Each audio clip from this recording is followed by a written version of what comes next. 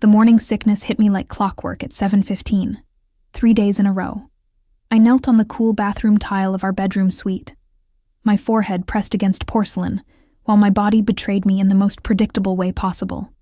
Behind me, Luca held my hair back with one hand, his other rubbing gentle circles on my back. "That's it, amore," he murmured. "I've got you." When the wave passed, I sat back on my heels, accepting the damp cloth he offered. 6 months of marriage had taught him my rhythms, my needs, the exact pressure I liked when he massaged my temples during headaches or held me during storms. But this was new territory for both of us. "I'm calling Dr. Martinez," he said, reaching for his phone. "It's probably just that new recipe I tested yesterday. The lavender might have been too strong." Even as I said it, I knew the lie was transparent. The exhaustion that had settled into my bones, the tenderness in my breasts, the way certain smells suddenly made me nauseous. My body was telling me something I wasn't quite ready to hear.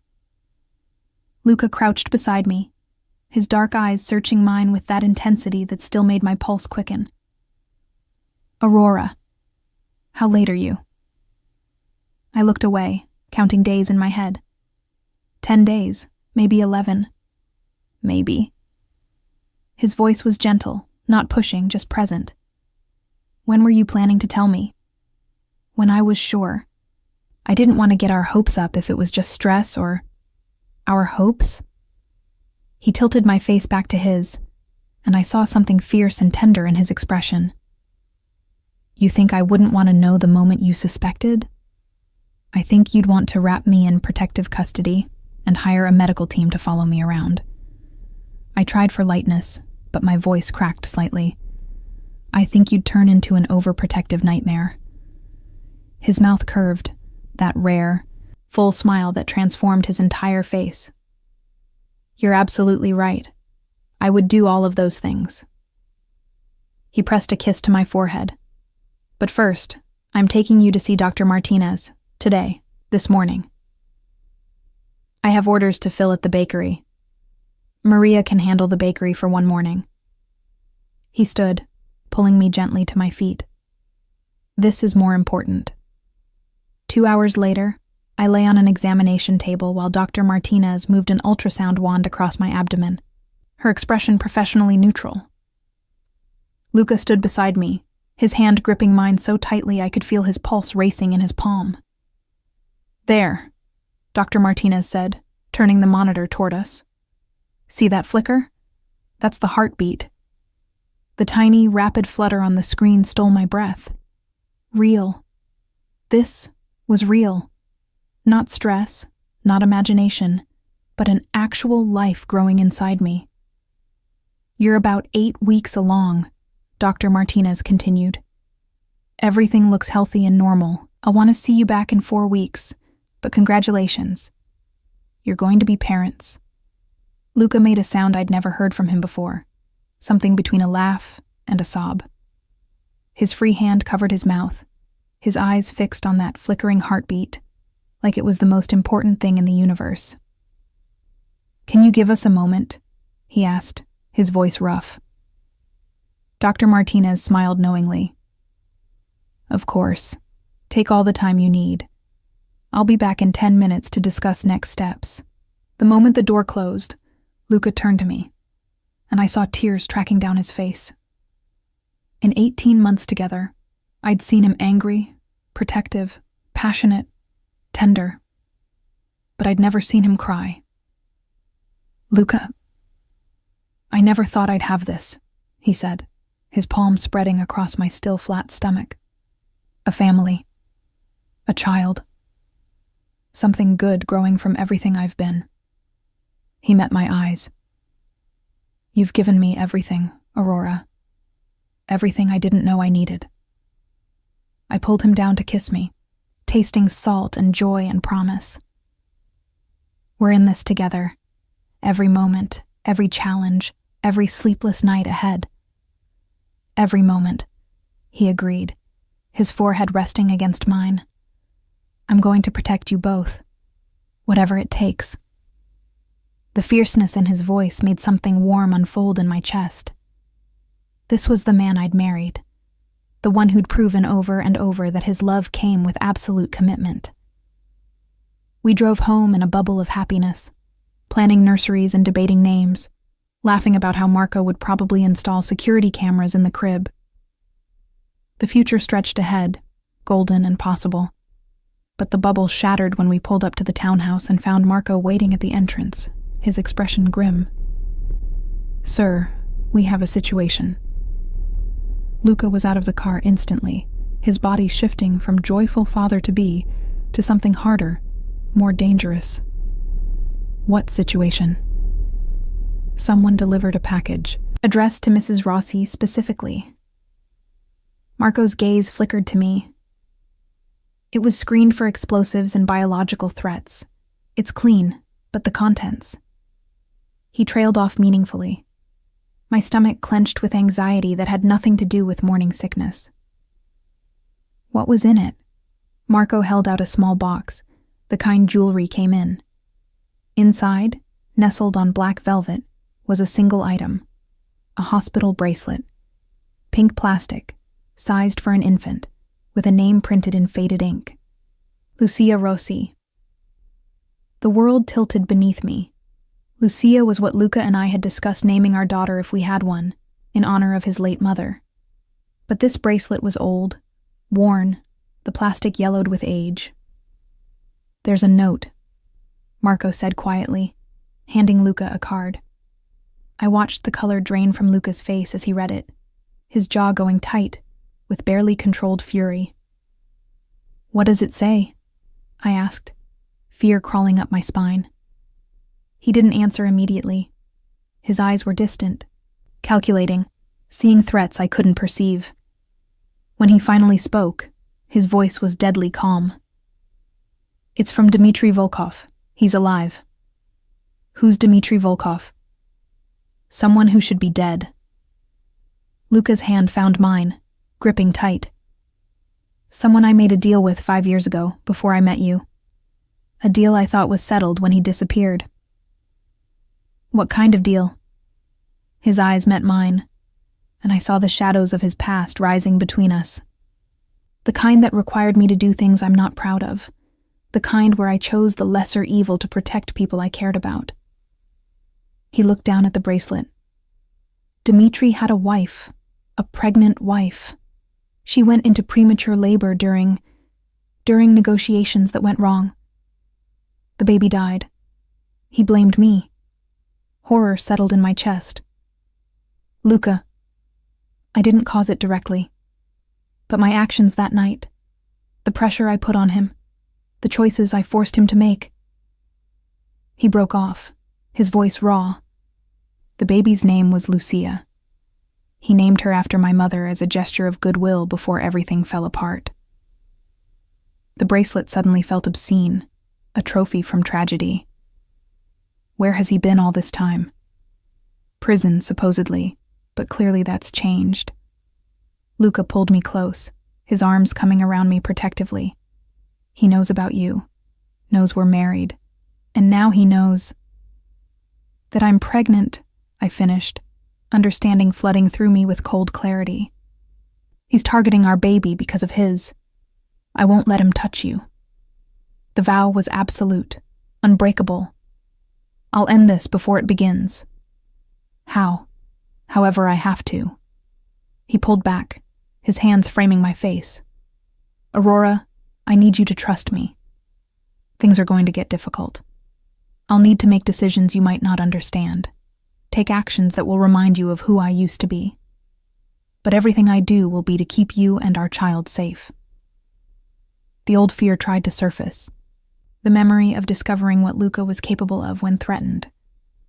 But I'd married him knowing his past, accepting that protection sometimes came with sharp edges.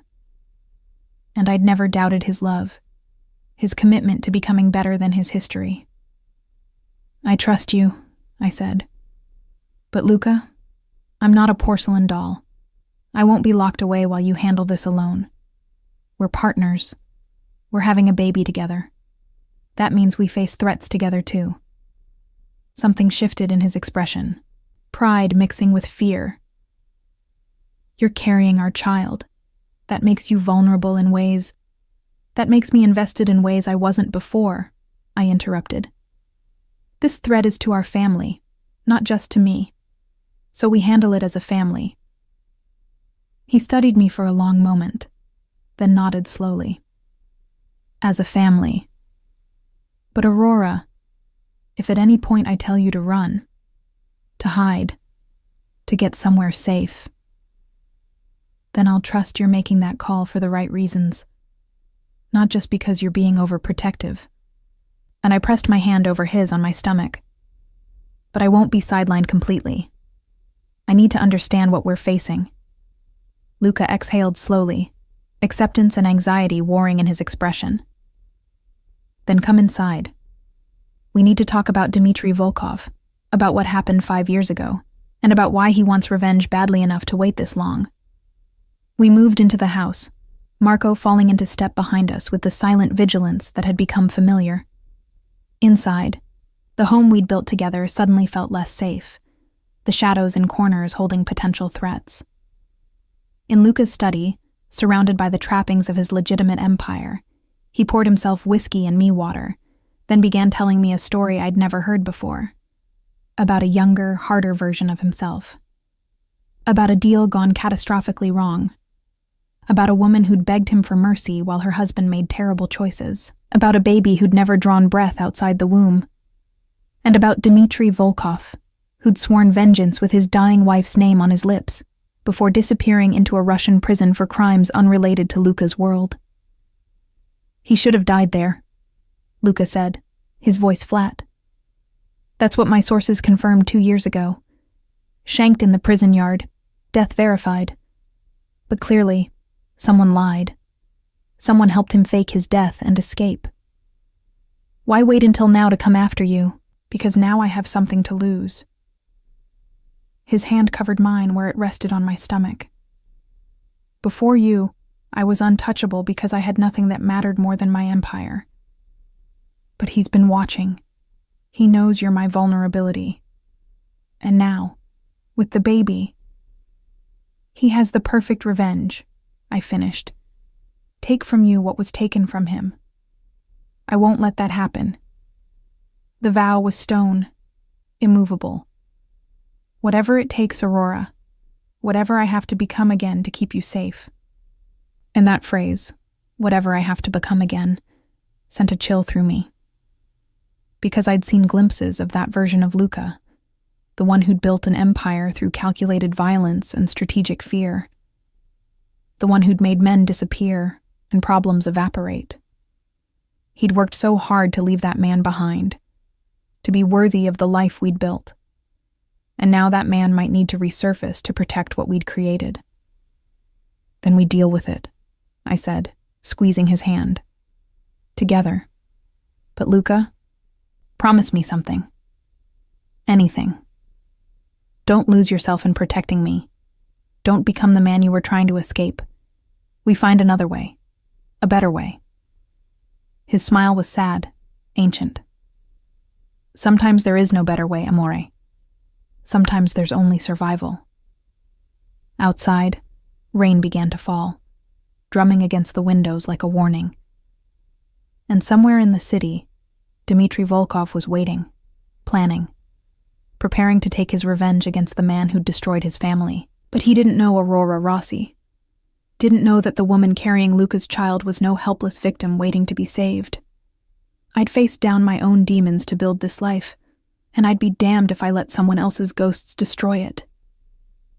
The next morning, I woke to find Luca's side of the bed cold. I checked my phone. 5:30. Too early even for his usual routine. Anxiety propelled me out of bed and down the stairs, following the low murmur of voices to his study. The door was cracked open. Through it, I saw Luca surrounded by men I'd never met, their faces hard and serious. Maps covered his desk, photographs scattered across the surface. Marco stood at attention, reporting something in rapid Italian that I couldn't follow. "We've confirmed 3 locations," one man said, switching to English. Brooklyn warehouse, apartment in Queens, and a boat docked at Aurora. Luca's voice cut through the briefing. He'd sensed me somehow, that preternatural awareness he had of my presence. Come in. I pushed the door open fully, suddenly conscious of my pajamas and disheveled hair in front of these professional men. But Luca's expression softened as I entered, and he held out his hand. Gentlemen, my wife. Aurora. These are associates helping us locate Dimitri. The men nodded respectfully, but I caught the calculation in their eyes. They were measuring me, determining if I was a weakness or an asset. I'd seen that look before, at Luca's business functions, and I'd learned to meet it with calm confidence. Have you found him? I asked, moving to Luca's side. We've narrowed it down, Marco said. He entered the country 3 weeks ago using a false passport. We're tracking his movements, but he's been careful. 3 weeks. He'd been here, watching us, planning, while I'd been blissfully unaware, focusing on recipes and the bakery's expansion plans. Show me, I said, looking at the maps. Luca hesitated. Aurora. Show me. If this affects our family, I need to understand it. He exchanged glances with Marco, then nodded. For the next 20 minutes, they walked me through what they knew. Dimitri had connections with the remaining members of the Bratva, the Russian organization Luca had pushed out of New York 5 years ago. He'd been building alliances, calling in old favors, assembling resources. He's not working alone, Marco concluded. We estimate at least 6 men, possibly more. All experienced, all dangerous. And their goal? I asked, though I already knew the answer. To hurt me, Luca said bluntly. By hurting you. The words hung in the air, heavy with implication. I thought of the baby growing inside me, barely the size of a plum, completely dependent on my body for protection. Maternal instinct flared, fierce and primal. Then we make sure they can't, I said. What's the plan? The plan is to find Dimitri before he makes his move, Luca replied. My men are monitoring all known associates, tracking financial transactions, watching ports and airports. We'll locate him, and we'll end this. And if he comes here, to the house, he won't get past the door. Luca's certainty was absolute. This house has security systems that most banks would envy. Guards rotate every 6 hours. Every entrance is monitored. You're safe here. But safe also meant trapped. I saw my future stretching ahead, weeks or months of being confined to this beautiful house, unable to work at the bakery I'd built, unable to live my life freely. I can't stay locked inside indefinitely, I said. The bakery needs me. My staff, my clients, can manage without you for a while. Luca's tone brooked no argument. Aurora, I know this is difficult, but until Dimitri is found, I need to know you're protected. Protected or imprisoned. His jaw tightened. There's a difference. Is there? Because from where I'm standing, it feels like I'm being punished for someone else's vendetta. The other men quietly excused themselves, sensing the coming argument. Marco closed the door behind them, leaving us alone. You think I want this? Luca's voice rose slightly, frustration breaking through his control. You think I enjoy knowing my past is threatening our future? That my choices are putting you and our child at risk? I think you're letting fear make you controlling. I moved away from him, needing space. I understand the threat is real, but you can't wrap me in cotton wool and expect me to just accept it. That's not who I am, and it's not the partnership we agreed to. Partnership doesn't mean ignoring reality when it's inconvenient. He ran his hands through his hair, a rare gesture of agitation. Dimitri is a trained killer with nothing to lose, and everything to gain by hurting you. I can't protect you if you insist on making yourself vulnerable. And I can't live in fear of what might happen. My hand moved to my stomach. This baby deserves parents who face problems together, not a father who locks the mother away at the first sign of danger. This isn't the first sign of danger. His shout startled us both. Luca rarely raised his voice, his control too ingrained. He visibly wrestled himself back to calm. I'm sorry. But Aurora, you don't understand what Dimitri is capable of, what he'll do if he gets the opportunity. Then help me understand.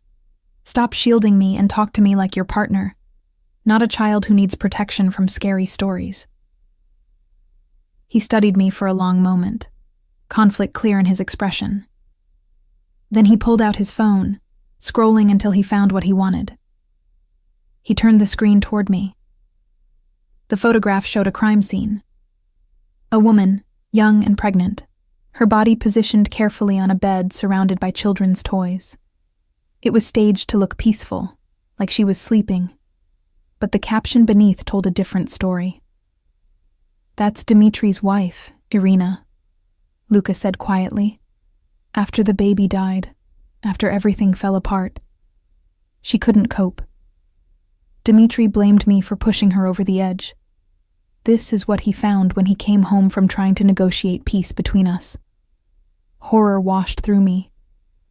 She killed herself, while 7 months pregnant with a dead child still inside her. His voice was flat, reciting facts to distance himself from emotion. Dimitri found her like this, and in his grief, in his rage, he decided I was responsible for everything. That if I hadn't pushed so hard, hadn't demanded so much, she'd still be alive. Were you responsible? The question hung between us, dangerous and necessary. I needed to know what level of culpability my husband carried, what ghosts haunted the man I loved. I was responsible for creating a situation where terrible choices had to be made, he said finally. Dimitri was embezzling from the Bratva, planning to disappear with their money. I found out, used it as leverage to force him to work with me instead of against me. The stress of that position, of being caught between two powers, broke his wife. Did you know she was suicidal? No, if I had... He broke off, jaw working. I'd like to think I would have made different choices.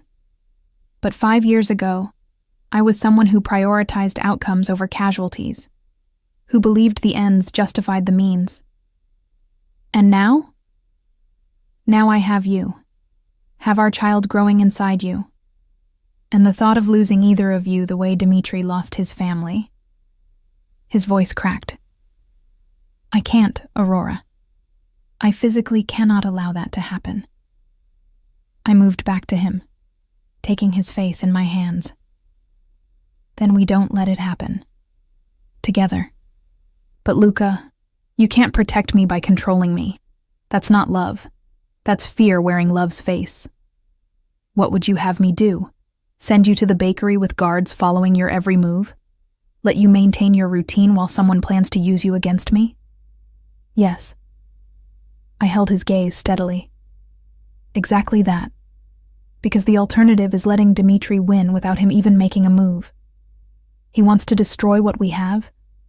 Then we don't let him. We keep living, keep building, keep moving forward. With appropriate precautions, but without surrendering our lives. He pulled me close, his forehead resting against mine. You're asking me to be rational when every instinct is screaming at me to lock you in the safest room and guard the door personally. I know, and I love you for those instincts. But trust me to be smart, to be careful, to work with you instead of against you. A knock at the door interrupted us. Marco's voice came through. Sir, we have movement. One of Dimitri's associates was spotted near the bakery.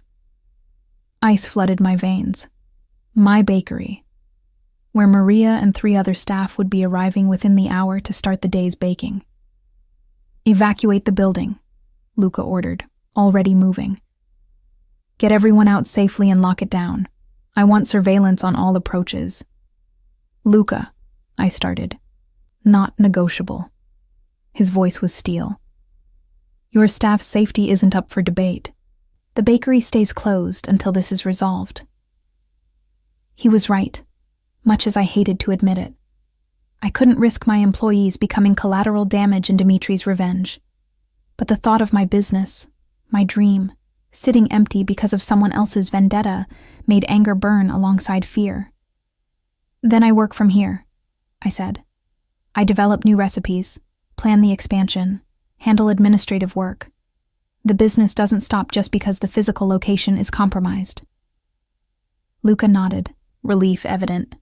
"That I can agree to." The next 3 days settled into tense routine. I commandeered Luca's kitchen, testing recipes while his men reported in with updates. Dimitri's associate had been followed to an apartment in Brighton Beach, but by the time they'd arrived, he'd vanished. 2 more sightings, both gone before they could be captured. Dimitri was playing with us, letting us see just enough to know he was close, but not enough to catch him.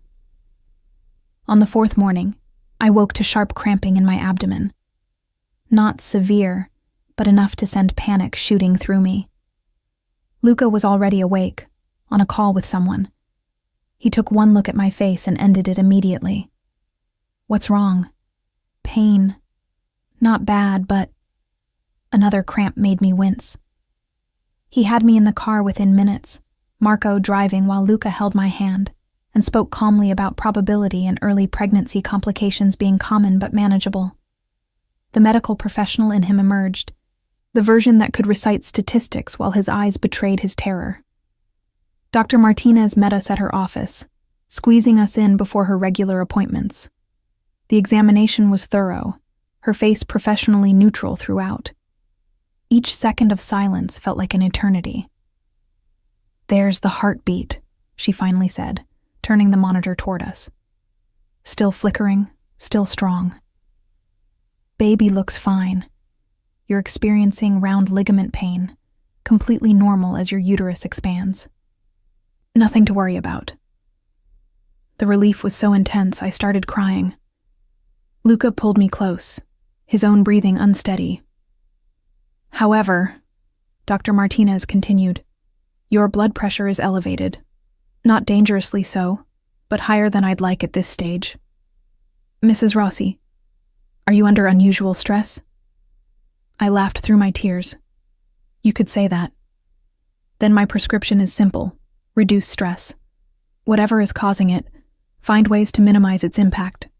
Stress isn't good for you or the baby." In the car ride home, Luca was silent, his expression thoughtful.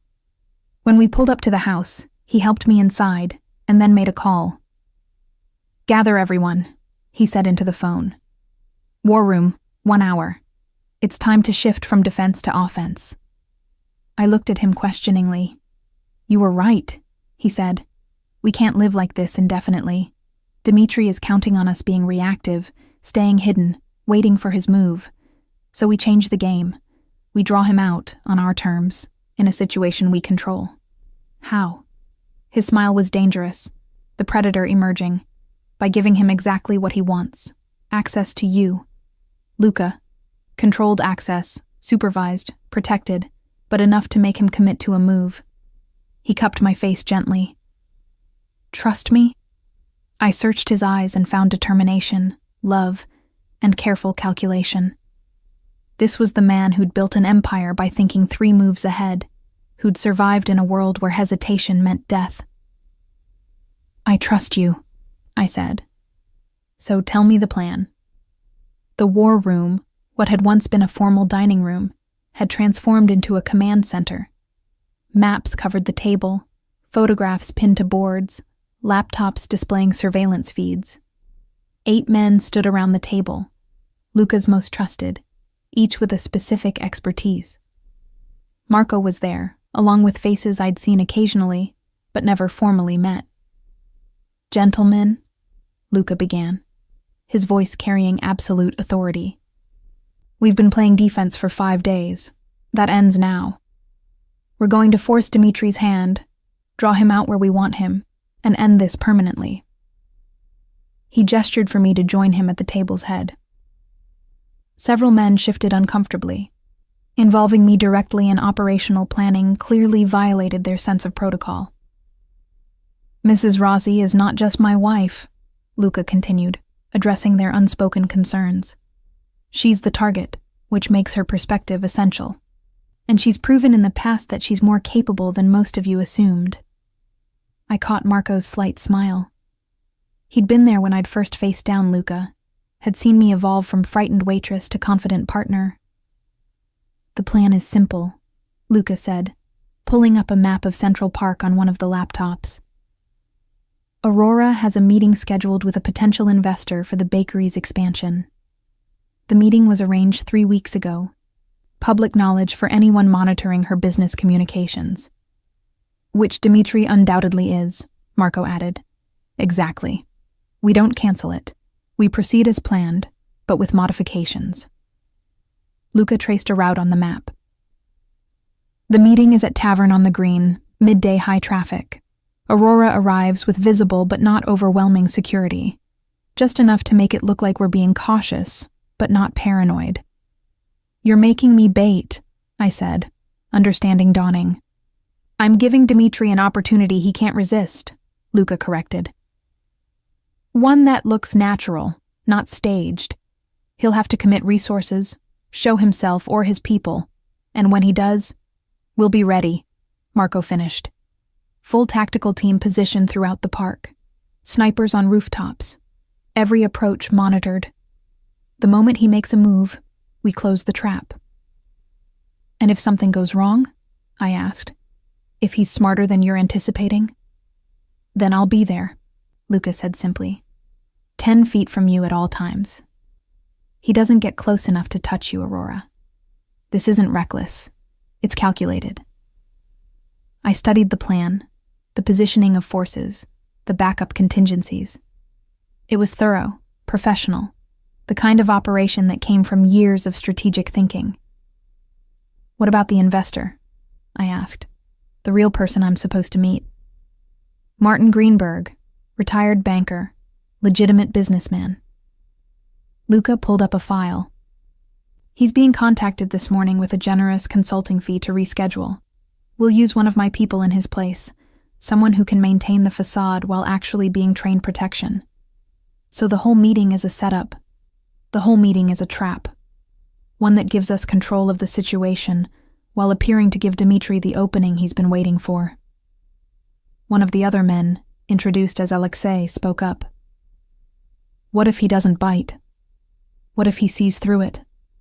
Then we've lost nothing except time, and we continue searching, Luca replied. But I know Dimitri. He's waited 5 years for this. He's not going to let an opportunity pass just because it seems convenient. His rage will override his caution. You're betting my safety on that assumption, I pointed out. I'm betting on multiple layers of protection and overwhelming force, he countered. The assumption just determines whether this happens tomorrow, or we manufacture another opportunity. Either way, we're moving to a fence.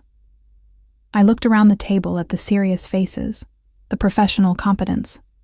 These men had kept Luca alive through years of dangerous business. They'd proven their capability dozens of times. Okay, I said. Tomorrow at noon. Tavern on the Green. But I have conditions. Luca raised an eyebrow. Conditions? If this goes wrong, if at any point it looks like Dimitri is going to succeed, you get out. You don't risk yourself trying to save me. Our baby needs at least one parent. Aurora. No negotiation on this, Luca. Those are my terms for agreeing to your plan. You're asking me to trust you with my safety. I'm asking you to promise me you won't throw your life away if things go sideways. The silence stretched. Every man in the room carefully studied the maps, the walls, anything but the naked emotion on Luca's face. I can't make that promise, he finally said. If it comes down to your life or mine, there's no choice. You're carrying our child. You're everything I've built this life for. I won't survive without you, so there's no point in surviving without you. The raw honesty of it cracked something in my chest. I moved around the table to him, taking his hands. Then we make sure neither of us has to survive without the other, I said.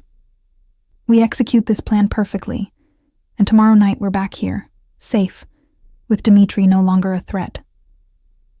He pulled me close, heedless of his men witnessing the vulnerability.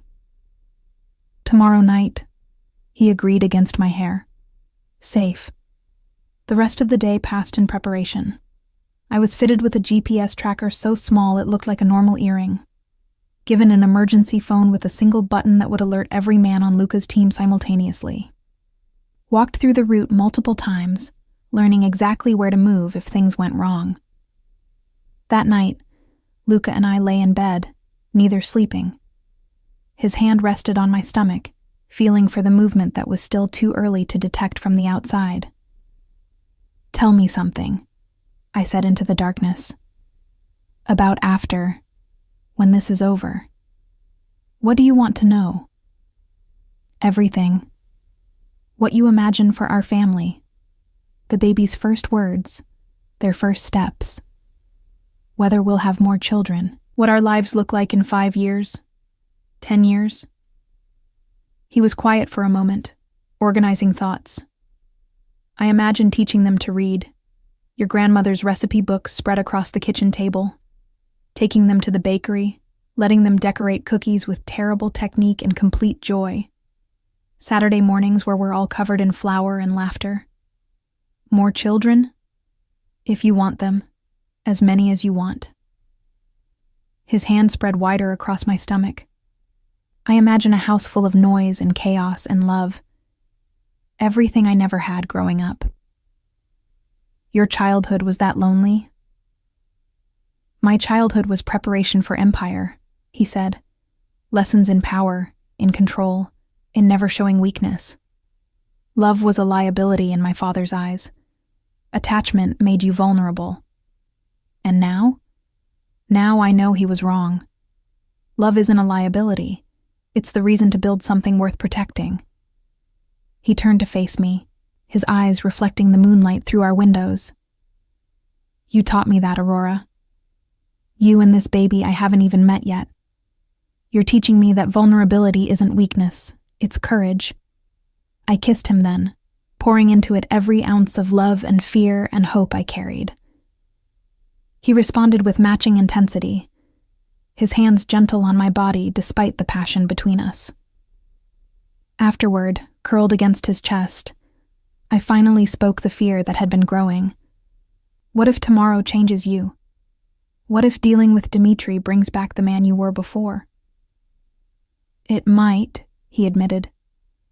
"Some things, once learned, can't be unlearned. The capacity for violence doesn't disappear just because you choose not to use it. That's not reassuring. It's honest." He stroked my hair with steady rhythm. "But Aurora, you're my anchor. You and this child. Whatever I have to become tomorrow to keep you safe, you're the reason I'll come back from it. You're the reminder of why I changed in the first place. Promise me something. Anything. If you have to do terrible things tomorrow, tell me about them. Don't carry that weight alone. We face everything together, even the darkness." His arms tightened around me. Together. Always. Morning came too quickly. I dressed carefully, choosing clothes that looked business appropriate but allowed movement. The earring GPS tracker felt foreign but quickly faded into normalcy. I checked my reflection.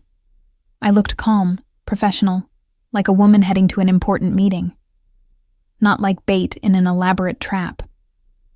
Downstairs, Luca was already dressed, his suit immaculate, but I noticed the slight bulk at his side that meant he was armed. Marco and 2 others waited by the car, their vigilance evident despite casual postures. "Ready?" Luca asked, offering his hand. I took it, squeezing firmly. Ready. The drive to Central Park was quiet, each of us lost in preparation. The city passed by the windows, people going about their normal lives, unaware that somewhere in that crowd, a man with revenge on his mind was waiting. We arrived at Tavern on the Green 30 minutes early, time for Luca's people to do final sweeps. I was escorted to the private dining room, where the meeting would take place. The man posing as Martin Greenberg was already there, looking convincingly like a retired banker. "Mrs. Rossi," he greeted warmly. "Thank you for meeting me." We settled into the performance, discussing the bakery's expansion plans, projected revenues, market analysis. Anyone watching would see a normal business meeting. They wouldn't see the weapon holstered beneath his jacket or the communication device hidden in his collar. Luca sat at a table 10 feet away, apparently working on his laptop, but actually monitoring multiple surveillance feeds. Marco was positioned at the entrance. Other team members scattered throughout the building and surrounding park. 30 minutes into the meeting, Marco's voice crackled softly through the communication device disguised as a phone on the table. Movement on the east entrance. 3 men, matching descriptions of known associates. My heart rate spiked. This was it. "Stay calm," the fake Martin murmured, not breaking character. "Continue as planned."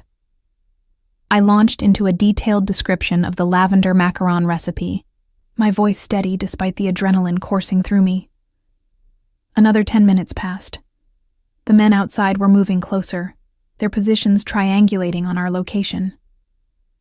"They're making their approach," Marco updated.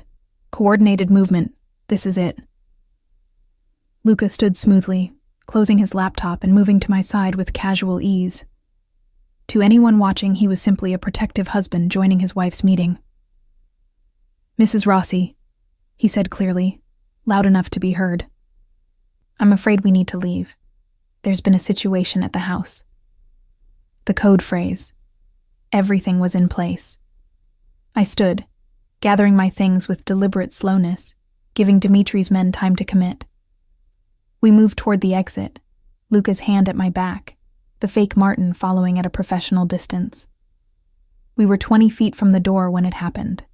The lights went out. In the sudden darkness, I heard running footsteps, shouts, the sound of something heavy hitting the floor. Luca's arm locked around me, pulling me down and behind him in one fluid motion. "Aurora, stay down." Gunshots split the air, muzzle flashes illuminating chaos. I pressed myself against the floor, hands protecting my stomach, as violence erupted around me. This wasn't the clean operation Luca had planned. This was war. The darkness was absolute, disorienting. My heartbeat thundered in my ears, drowning out everything except the sharp cracks of gunfire and Luca's harsh breathing above me. His body covered mine protectively, a human shield between me and whatever danger filled the room. "Marco, report." Luca's voice was deadly calm despite the chaos. Static, then Marco's voice crackling through. "Explosion at the transformer station. They knocked out power to the entire block. This wasn't just 3 men. It's a coordinated assault. We've got 8, maybe 10 hostiles converging on your position. Back up? En route. 2 minutes out. Sir, you need to move her now." Luca's hand found mine in the darkness, his grip firm. "Aurora, listen to me carefully. We're going to move to the kitchen exit. Stay low, stay close. Don't let go of my hand." "Okay." My voice shook despite my efforts to sound calm. We started moving, Luca leading me through the blackness with the confidence of someone who'd memorized every inch of the layout. Around us, I could hear other movements, his men engaging Dimitri's, the controlled chaos of a firefight. Something crashed nearby, too close. Luca yanked me sideways just as bullets punched through where we'd been standing. Splinters of wood exploded from the wall, raining down on us. "Kitchen, 30 feet, Luca muttered, more to himself than me. 25. 20. Emergency lights flickered on, casting everything in eerie red glow. In that sudden illumination, I saw them, 3 men in tactical gear, weapons raised, between us and the exit. Luca moved before I could process what was happening. His gun appeared in his hand, and he fired 3 shots in rapid succession. 2 men dropped, the third dove behind an overturned table. "Go!" Luca shoved me toward a different direction, toward the main dining room where civilians had been eating lunch. "Get out through the front." "Not without you," I'll be right behind you, go. Another burst of gunfire made the decision for me. I ran, crouching low, my hands instinctively protecting my stomach. The main dining room was pandemonium. Diners scrambling for exits, staff trying to maintain order, security trying to assess the threat. I pushed through the crowd toward the main entrance, my breath coming in gasps. Almost there, almost safe.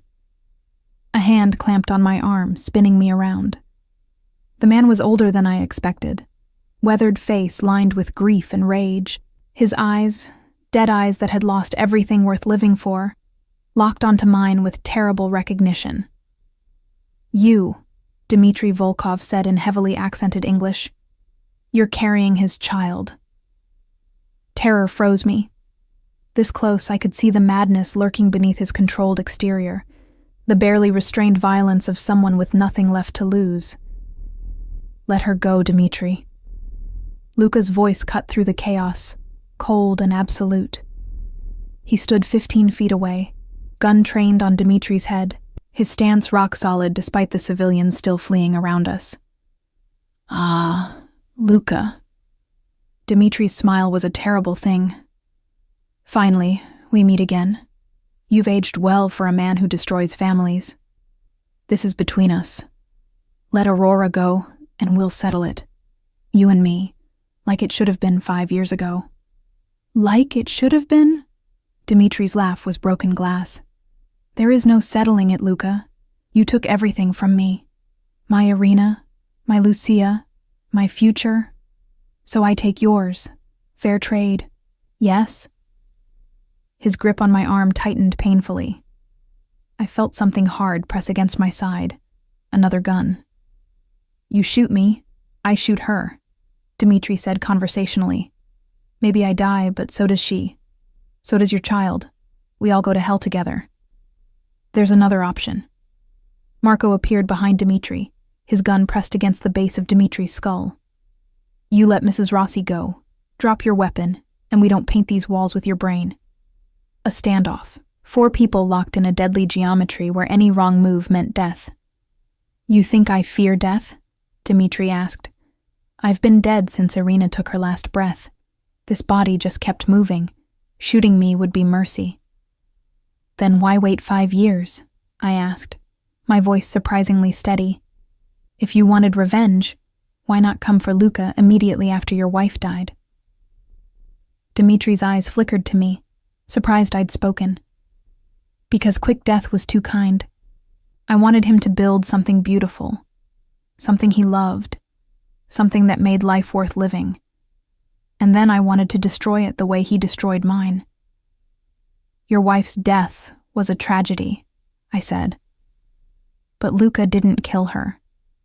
Her choices, your choices, the impossible situation you both found yourselves in. That's what killed her. Blaming him doesn't bring her back. You know nothing, Dmitry spat.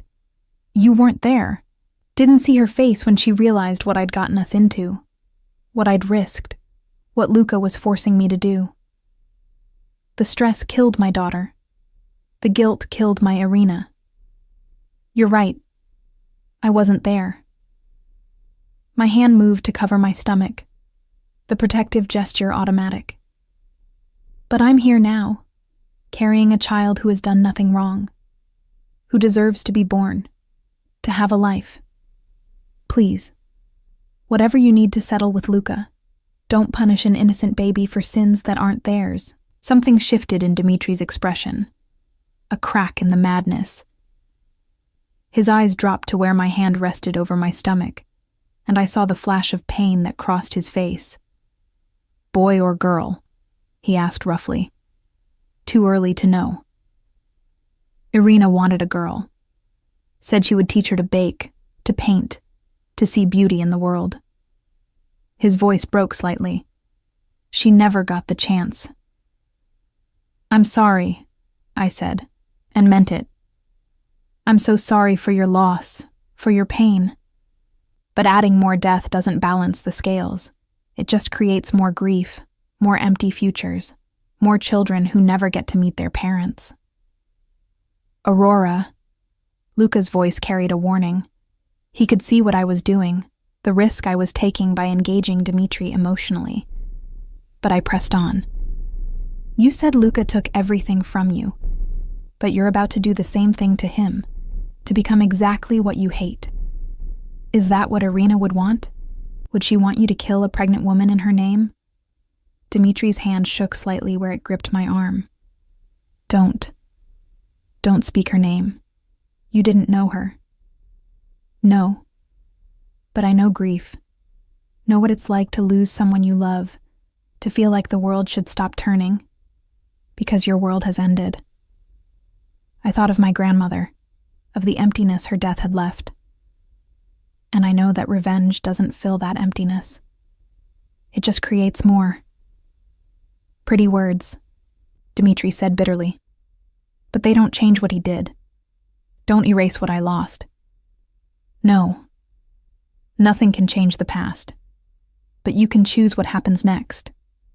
You can choose to let this baby live. To let me live. To end the cycle instead of perpetuating it. The silence stretched. The restaurant had emptied, police sirens wailing in the distance. It was just us now, locked in this terrible moment where everything balanced on the edge of a blade. Sir. Marco's voice was gentle but firm. SWAT is positioning outside. You have maybe 60 seconds before they storm the building. Let her go and we can walk out of here alive. Alive, Dmitri repeated hollowly. What is alive when everything that made life worth living is gone? It's the chance to find new meaning, I said. New purpose. It's the choice to honor Irina's memory by not creating more widows, more orphans, more grief. Dmitri looked at me for a long moment. Really looked, seeing past the symbol I represented to the actual person standing terrified before him. Then, slowly, he released my arm. Go, he said quietly. Take your child and go. Live the life Irina never got to live. I didn't move immediately, shocked by the sudden capitulation.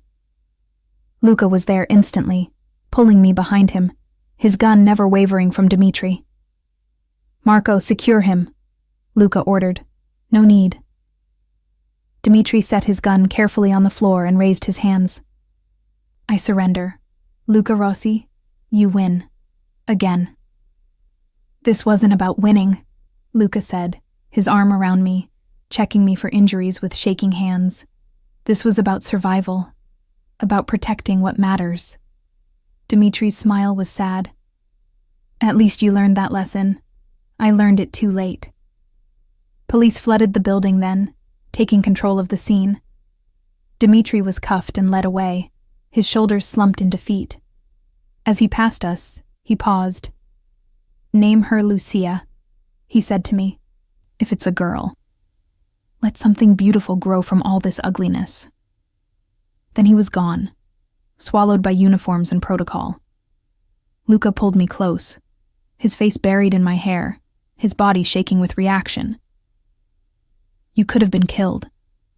He could have shot you the moment I appeared. Aurora, what were you thinking? I was thinking that sometimes words work better than bullets, I said, my own hands trembling as I clung to him, and that our baby deserved every chance I could give them. Our baby nearly ended up without a mother, but didn't. And now Dmitri will spend the rest of his life in prison instead of dead in a restaurant, creating more grief for someone else to carry. He pulled back to look at me, his eyes wet. You're either the bravest or most foolish woman I've ever met. Can I be both? His laugh was shaky, relief and terror mixing. Always both. God help me, always both.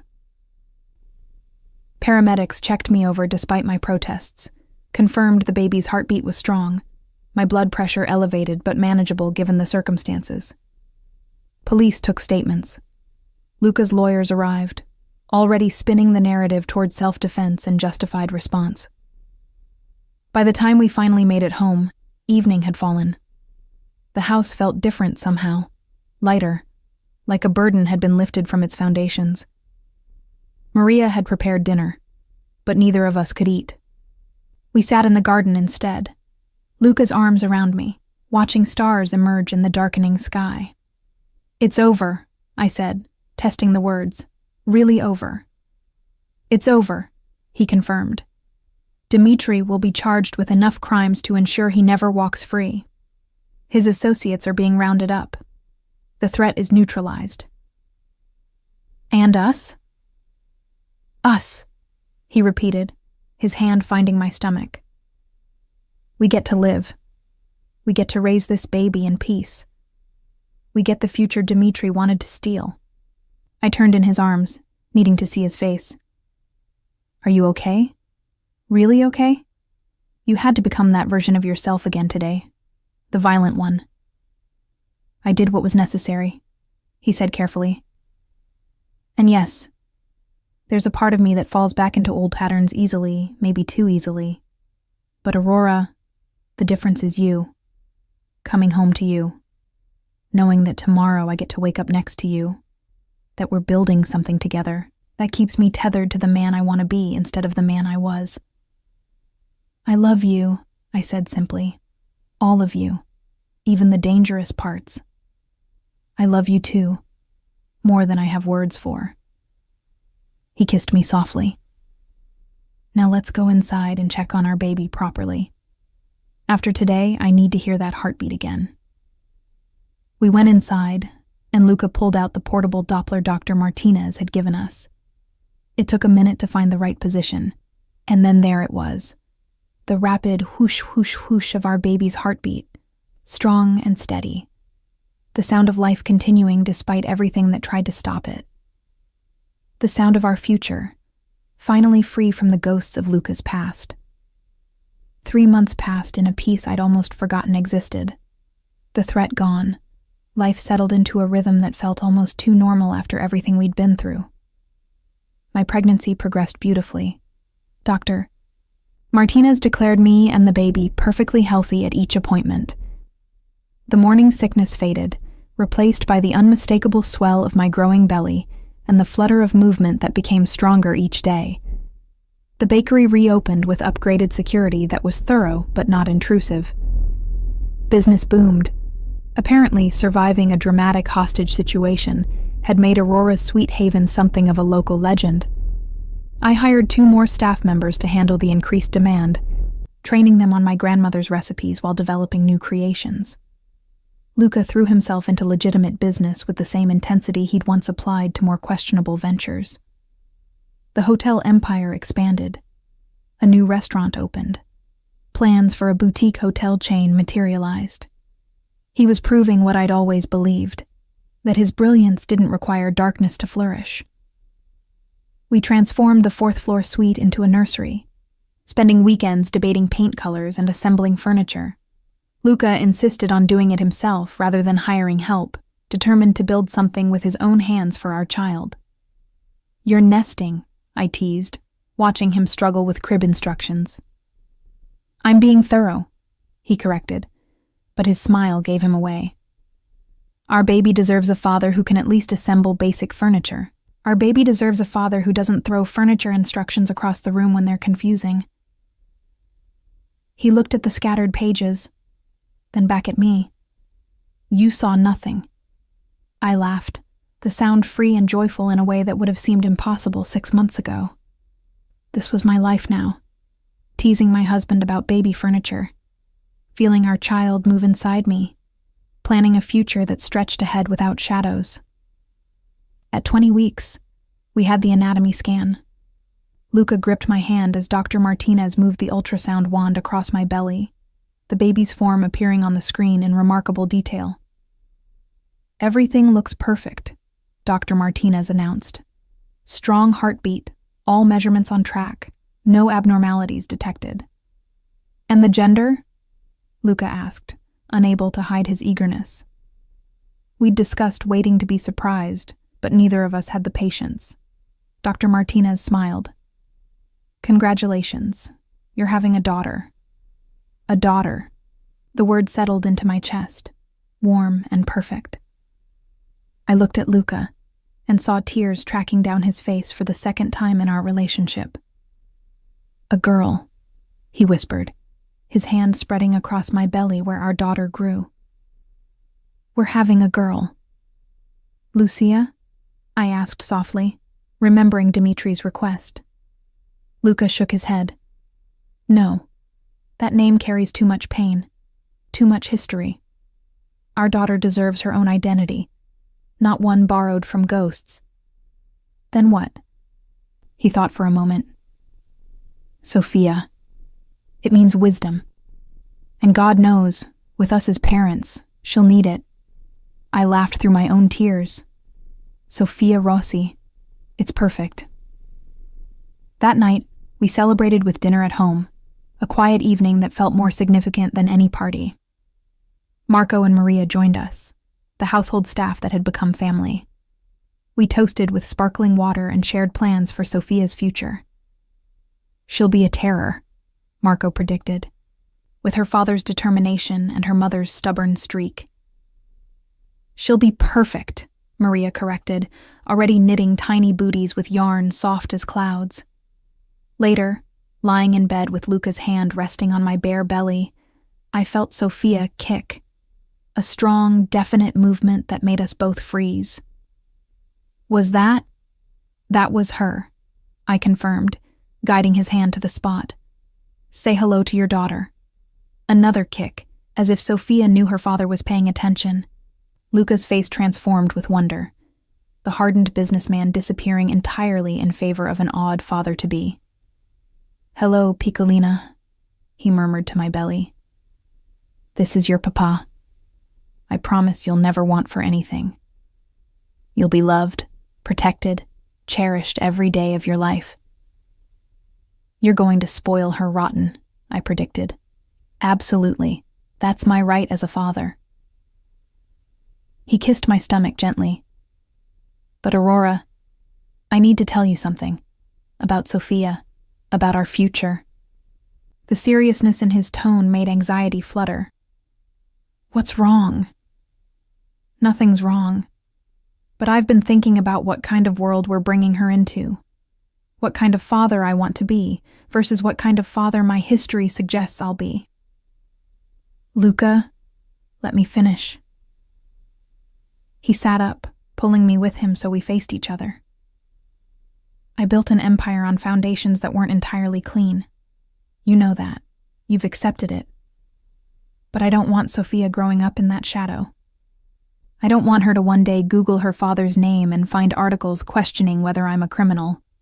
So, what are you saying? I'm saying I'm getting out. Completely. The last remaining gray areas of my business. I'm selling them off, restructuring, cleaning house entirely. By the time Sophia is born, the Rossi empire will be 100% legitimate. No questionable partnerships, no business relationships that depend on intimidation or fear. I stared at him, processing. That's a massive undertaking. Those connections, those relationships, they've been part of your world for decades. And they can be part of someone else's world. I don't need them anymore. His hand covered mine on my belly. I need this. I need you. I need Sophia to grow up proud of her father, not afraid of what he's capable of. This will make enemies, I said slowly. People who depend on your old network won't be happy about losing access to it. Let them be unhappy. Let them find someone else to do their dirty work. His voice was steel. I've made my choice. My family is my legacy now, not my empire. The sacrifice he was offering, the complete abandonment of the power structure that had defined him, made my chest tight with emotion. Are you sure? Once you walk away from that world, there's no going back. I've never been more sure of anything. He kissed me softly. Except maybe marrying you. Over the next month, Luca systematically dismantled the darker aspects of his business. Partnerships dissolved. Contracts renegotiated. Longtime associates called in for final meetings where Luca made clear his new direction. Some understood, some didn't. But all respected the finality of his decision enough not to push back. Marco worried quietly about security implications. Cutting ties with certain elements meant losing their protection as well. But Luca hired a legitimate security firm, the kind that government officials used, and maintained only the connections that could withstand scrutiny. I watched the transformation with amazement. The man I'd met in an elevator, who'd intimidated and intrigued me in equal measure, was choosing a completely different path. Not because I'd demanded it, but because he wanted to be worthy of our daughter's love. At 6 months pregnant, I was full of energy and plans. The bakery's expansion was moving forward, a second location in Brooklyn, with Maria taking over as head chef. I'd finally accepted that I couldn't do everything myself, that building something lasting meant trusting others with pieces of my dream. Luca teased me about my nesting instincts intensifying. I reorganized Sophia's nursery 3 times, tested and retested recipes for baby-safe first birthday cakes, created spreadsheets for every possible scenario we might face as parents. "You know babies don't follow schedules," he said, amused, as I color-coded a feeding plan. "These babies do. Sophia is going to be organized and calm, just like her mother." He laughed outright at that. Her mother who reorganized an entire nursery because the dresser was 2 inches off center. That calm mother. I threw a pillow at him, which he caught easily, his laughter warm and free. These were the moments I treasured most. The ordinary, domestic happiness that felt like the greatest victory. We'd survived threats and violence and the ghosts of Luca's past. And now we got this. Pillows thrown in jest, debates about paint colors, the shared anticipation of meeting our daughter. But peace, I was learning, was never permanent. It was a Tuesday evening, 1 month before my due date, when everything shifted again. I was at the bakery, closing up with Maria, when my phone rang. Luca's name on the screen. "Hey, I'm just finishing up. I'll be home in..." "Aurora." His voice stopped me cold, tight, controlled, terrified. "Where are you exactly?" "The bakery, with Maria. What's wrong?" "Stay there. Don't leave, don't go outside. Don't open the door for anyone except Marco. He's 5 minutes away." My heart rate spiked. "Luca, you're scaring me. What's happening?" "There's been a development. Someone from my past. Someone I thought was handled. They've resurfaced. And they're asking questions about you." He paused. "About Sophia." Ice flooded my veins. "Who?" "Victor Kozlov. Remember him from the gallery opening 18 months ago? He's made a move, and Aurora, it's bad. He's kidnapped the daughter of the judge who convicted Dmitri. Holding her hostage, demanding I hand over certain business territories I used to control. The ones you just got out of." "Exactly. Territories I no longer have leverage in, deals I can't deliver on. But he doesn't believe that. Thinks I'm lying to avoid giving up power." "Why take the judge's daughter? Why not come for us directly?" "Because he's smart. He knows direct confrontation would fail. My security is too good. So he's creating pressure, demonstrating what he's capable of, showing me that if I don't give him what he wants, next time it could be you." I sank onto a stool, my hand automatically moving to my belly.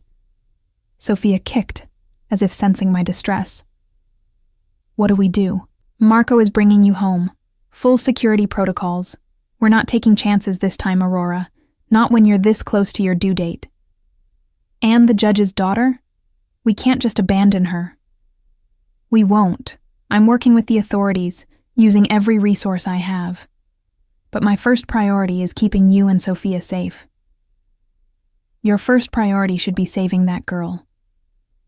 "Aurora." "No. Luca, listen to me. We talked about this. About not letting fear control us. About facing problems together. If Victor sees he can manipulate you through threats against us, it never ends. There's always another hostage, another demand." "What are you suggesting?" "I'm suggesting we help find that girl. We work with the police to end Victor's threat permanently, and we do it without hiding." with appropriate security, but without giving up our lives to fear. The silence stretched. I could practically hear him calculating risks, weighing options. "Sophia is due in 4 weeks, he finally said. 4 weeks, Aurora. I can't risk. Then we end this in the next 3 weeks. We find Victor, we save that girl, and we make sure that by the time our daughter is born, she comes into a world where her parents didn't abandon someone else's child to protect themselves." Another pause. Then, quietly, "You're going to make me gray before I'm 40. Probably. But you'll be gray and righteous, which is better than young and guilt-ridden." His laugh was strained. "Marco will be there in 2 minutes. We'll talk more when you're home safe. I love you. I love you too. Both of you." Marco arrived as promised, his presence solid and reassuring. The drive home was tense, my mind racing with possibilities and fears. Viktor Kozlov had been a shadow in our lives for so long, occasionally surfacing to cause problems before retreating. But kidnapping?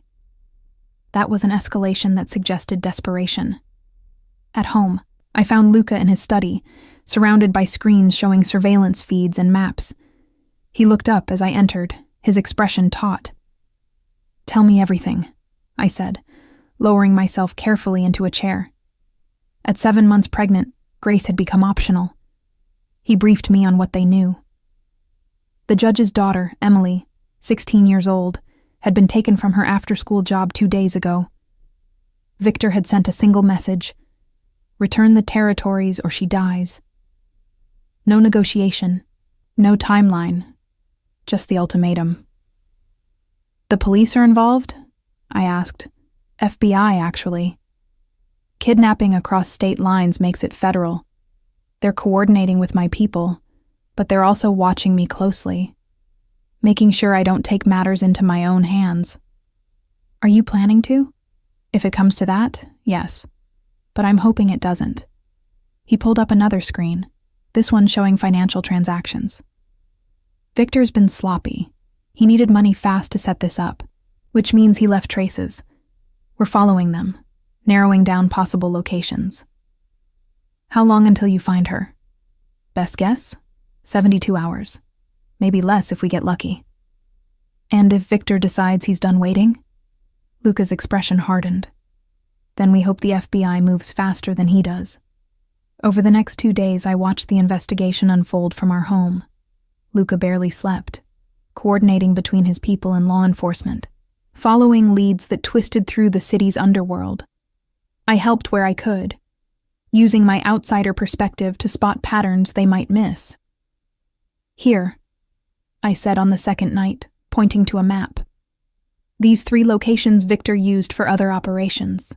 They're all near water, rivers, harbors, the bay. That's his pattern. He likes escape routes that aren't roads."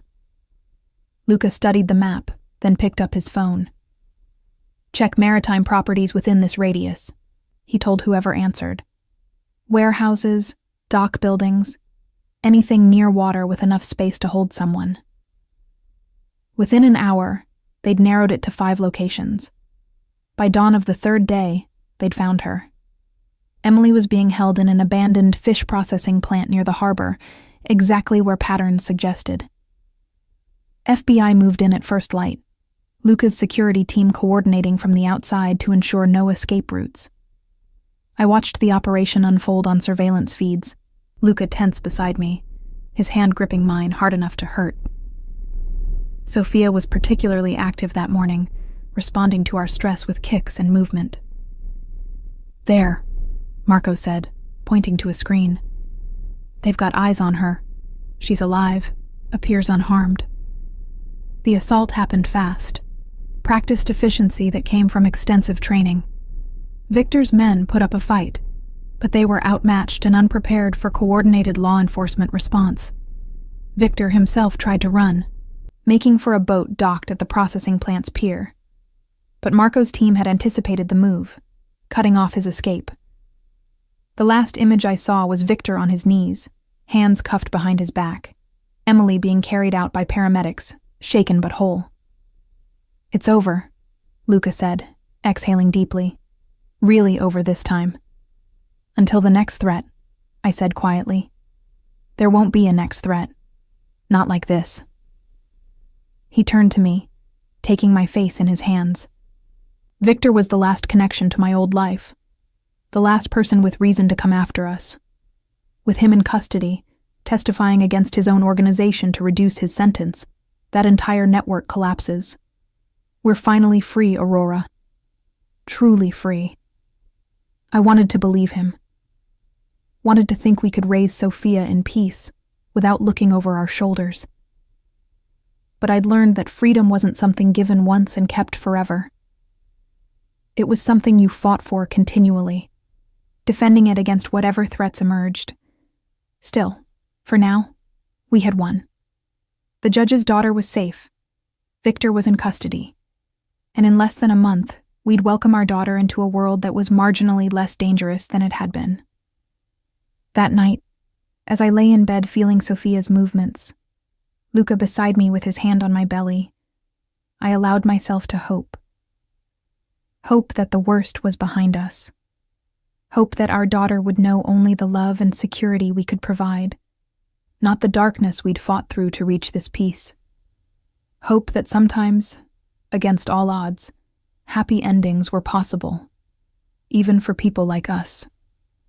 The call came at 3 a.m, 4 weeks to the day after Victor's arrest. I woke to Luca's phone buzzing insistently, his quiet cursing as he answered.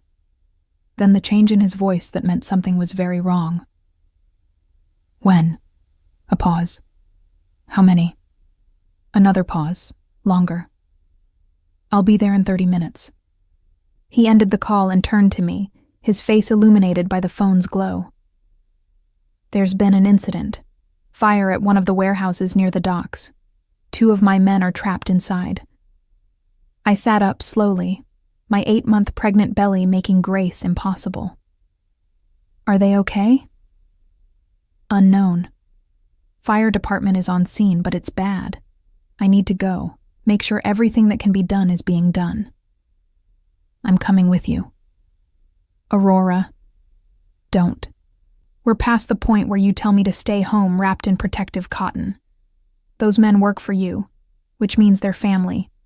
I'm coming. He studied me for a moment, then nodded. Get dressed. Warm clothes. And if at any point I tell you to wait in the car, you wait in the car. Deal. 20 minutes later, we were in the SUV with Marco driving. The warehouse was in the industrial district, an area that looked apocalyptic at night. Vacant buildings and empty lots interspersed with still functioning businesses. As we got closer, I could see the orange glow against the sky, smoke billowing into the night. Fire trucks clustered around the burning building, their lights painting everything in flashing red. Firefighters moved with practiced efficiency, but even from a distance, I could tell the situation was dire. Luca was out of the car before we'd fully stopped, striding toward a fire chief who stood coordinating efforts. I followed more slowly, Marco's hand at my elbow to steady me over the uneven ground. Still inside, west corner of the building, the fire chief was saying, "We can't get to them yet. The structure is compromised, and there's some kind of chemical storage that's making the fire burn hotter than normal." How long? Luca's voice was tight with barely controlled fear. We're doing everything we can, Mr. Rossi. But honestly, at this temperature, if they're still alive, they're alive. Luca cut him off, and you're going to get them out. An explosion from inside the warehouse sent everyone ducking, flames shooting through collapsed sections of roof. My hands instinctively covered my belly, protecting Sophia from debris that couldn't actually reach us. Luca, I said quietly, moving to his side. Let them do their job. Those are my men in there, Aurora. Giuseppe and Anthony. Giuseppe has a wife and 3 kids. Anthony just got engaged last month. His hands clenched into fists. This should have been a simple patrol. Check the premises. Ensure no one was using the abandoned warehouse for illegal activity. It shouldn't have ended like this. It's not over yet. We waited. Minutes stretched into eternities, each one marked by Sophia's movements inside me, by the progress of the fire crews, by Luca's visible tension. Then, motion near the building. Firefighters emerging, 2 figures supported between them, faces covered in soot but moving, alive. Luca was running before I could process what I was seeing. He reached Giuseppe and Anthony as paramedics took over, his hands on their shoulders, checking them personally, despite the medical professionals trying to do their jobs. "Boss," Giuseppe rasped, his voice rough from smoke. "Sorry. We tried to contain it, but the fire spread too fast." "You're alive. That's all that matters." Luca's voice cracked slightly. "Get checked out. Take whatever time you need to recover. Your families will be taken care of." I watched from a distance as Luca ensured his men received proper care, as he spoke to the fire chief about causes and next steps, as he dealt with arriving police who wanted statements. This was the leader his people followed, not because of fear, but because he genuinely cared about their well-being. When he finally returned to me, exhaustion lined his face. "They're going to be okay. Smoke inhalation, some minor burns, but nothing life-threatening." "Good." I took his hand. "Now can we go home?" Sophia is protesting this excitement rather vigorously. He looked at my belly, where visible movement rippled across the fabric of my coat. "Is she okay?" "She's fine, just active. Apparently she inherits her father's tendency to be awake at all hours during crises." His laugh was tired but genuine. "She comes by it honestly then." The drive home was quiet, both of us processing the night's events. Back at the townhouse, dawn was breaking, painting the sky in shades of pink and gold. "I can't do this anymore," Luca said suddenly as we stood in our bedroom. "Can't send people into situations where they might not come back. Can't build an empire that requires others to risk their lives for my interests." "Luca, you didn't send them into that fire. It was a freak accident." "Was it?" He turned to me, his expression haunted. "Or was it retaliation from someone connected to Victor? A message that even with him in custody, I'm not safe. That people I care about aren't safe. The fire chief will investigate. If it was arson, they'll find evidence. And if it was, if Giuseppe and Anthony nearly died because of my past?" He sat heavily on the bed. "I'm tired, Aurora. Tired of looking over my shoulder. Tired of wondering when the next threat will emerge. Tired of living like we're at war." I sat beside him, taking his hand. "Then what do you want to do?" "I want to sell it. All of it.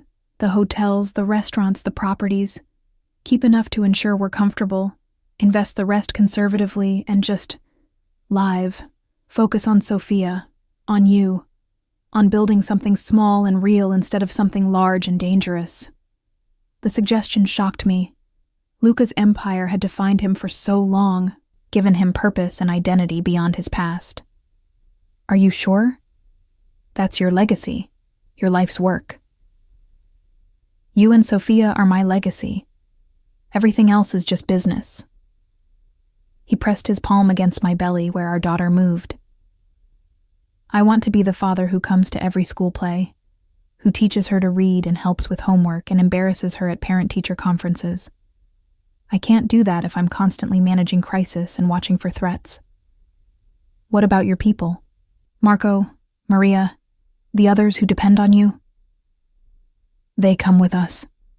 Generous severance packages for those who want to pursue other opportunities. Positions in whatever smaller ventures I maintain for those who want to stay. I take care of my people, Aurora. Always have. Always will." I thought about what he was proposing. The massive undertaking of selling a business empire. The lifestyle changes that would come with it. The adjustment from power broker to... what? Retired businessman? Stay-at-home father? "Okay," I said finally. He looked at me sharply. "Okay? Okay. If that's what you want, we'll figure it out. Together." I squeezed his hand.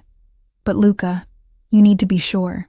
You can't make this decision in the middle of an emotional crisis and then regret it 6 months from now. I've been thinking about it for weeks. Tonight just crystallized it. He pulled me close as my pregnant belly allowed. I want simple, Aurora. Want to watch Sophia grow without wondering if today is the day someone from my past returns. Want to grow old with you without bodyguards and security protocols. Is that too much to ask? It's not too much. It's everything. I kissed him softly. But let's table the big decisions until after Sophia is born. Then, when we're sleep-deprived and covered in spit-up, we can figure out what our new normal looks like. He laughed, some of the tension leaving his shoulders. Deal, though I reserve the right to hire someone to handle the spit-up portions. Not a chance. You're going to be a hands-on father in every messy, unglamorous way. I'm already regretting this.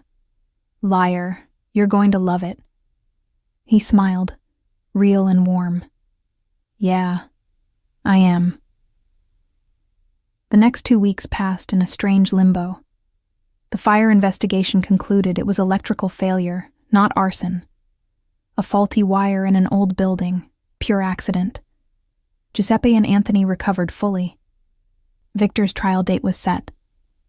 Life settled back into its precarious peace. And then, at 38 weeks pregnant, my water broke. It happened during dinner, a sudden gush that left no question about what was occurring. I looked at Luca, who'd frozen mid-bite, and started laughing. Well, I guess Sophia decided she's ready to meet us. The panic that crossed his face was almost comical. Now? Right now?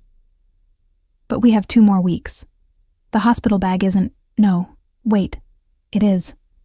But the car... Luca. I touched his hand. Breathe. We planned for this. Call Dr. Martinez, let her know we're coming. Tell Marco to bring the car around. Everything is going to be fine. He nodded, moving into action mode, his training taking over from his panic. Within 10 minutes, we were in the car headed to the hospital. My contractions still mild but regular. You doing okay? Luca asked for the 5th time. I'm perfect. Stop worrying. I'll stop worrying when she's here, healthy, and you're okay. Then you're going to be worrying for the next 18 years. Probably longer. At the hospital, Dr. Martinez was waiting, calm and professional. Right on time, she said approvingly. Let's go meet your daughter. Labor was long. 16 hours of contractions that went from manageable to excruciating. Luca stayed beside me through all of it, letting me squeeze his hand hard enough to leave bruises, whispering encouragement when I was sure I couldn't continue. You've got this, amore, he murmured during a particularly brutal contraction. You're the strongest person I know. Sophia is so lucky to have you as her mother. If she's so lucky she can come out now, I gasped. But Sophia had her own timeline. It was early morning, sun streaming through the hospital windows, when Dr. Martinez finally said the words I'd been desperate to hear. It's time to push. 3 pushes later, Sophia Rose Rossi entered the world, screaming her displeasure at the cold and brightness and general unfairness of being born. Dr. Martinez placed her on my chest, this tiny, perfect creature with dark hair and eyes that would probably turn the same storm gray as her father's. Hello, Bambina, Luca whispered, his hand gentle on her head. Welcome to the world. I looked at my daughter, then at my husband, who was crying unashamedly as he stared at his child. Everything we'd been through, the threats, the violence, the fear, had led to this moment. She's perfect, I said. She's everything, Luca corrected, kissing my forehead. You both are. The next few hours passed in a blur of tests and visitors, and the overwhelming reality of suddenly being responsible for another human being. Marco brought flowers. Maria brought homemade baby clothes. Even Giuseppe and Anthony, still recovering, stopped by to meet the newest member of the Rossi family. But it was the quiet moments I treasured most. Luca holding Sofia with careful reverence, singing to her in Italian, promising her the world. Watching him transform from powerful businessman to gentle father was witnessing a miracle. That night, after visitors had gone and Sofia slept in her bassinet beside my bed, Luca pulled out his phone. "What are you doing?" I asked. "Sending an email. To my lawyers, my accountants, everyone who needs to know." He looked at me, his expression peaceful. "I'm officially putting the empire up for sale, effective immediately." "You're sure?" "I've never been more sure." He showed me the email, formal, final, irrevocable. "I have everything I need right here in this room. Everything else is just noise." I watched him press send, watched him close that chapter of his life with a single tap. Then he set down the phone and came to sit beside me, his arm around my shoulders. Both of us watching our daughter sleep. "So what now?" I asked. "What does the great Luca Rossi do in retirement?" "I become the great Sofia Rossi's father, change diapers, walk floors at 3 a.m., learn to function on no sleep." He kissed the top of my head. "And love you both with everything I am." "That's it? That's your whole plan?" "That's more than enough." He looked at our daughter. "She's going to grow up knowing her father chose her. Chose this life with you over power and influence and everything else. She'll never doubt that she's loved, wanted, cherished. She's a lucky girl. I'm the lucky one. Both of you saved me from a life that was hollow at its core. Gave me purpose beyond acquisition and control." His voice dropped to a whisper. "I love you, Aurora. Thank you for crashing into my life and refusing to leave. Thank you for catching me when I fell." We sat in the quiet hospital room, watching Sofia sleep, planning a future that was suddenly wonderfully simple.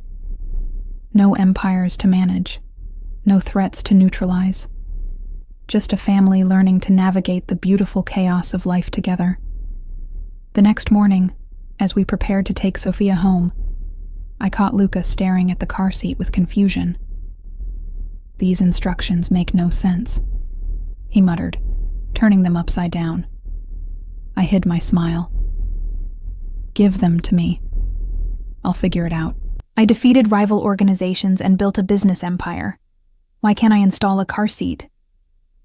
Because car seats were designed by evil geniuses to humble proud men. His laugh echoed through the hospital room, free and joyful. And as we finally, successfully, got Sofia secured and headed home, I realized this was our happy ending. Not perfect.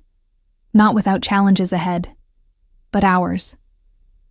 A family built from an elevator encounter, forged through trials, and strengthened by the choice to keep choosing each other every single day. Sofia Rose Rossi slept peacefully through the drive home, unaware that she'd completed the transformation her father started years ago. From dangerous man to devoted father. From hollow empire to full heart. From running toward something to finally, blissfully arriving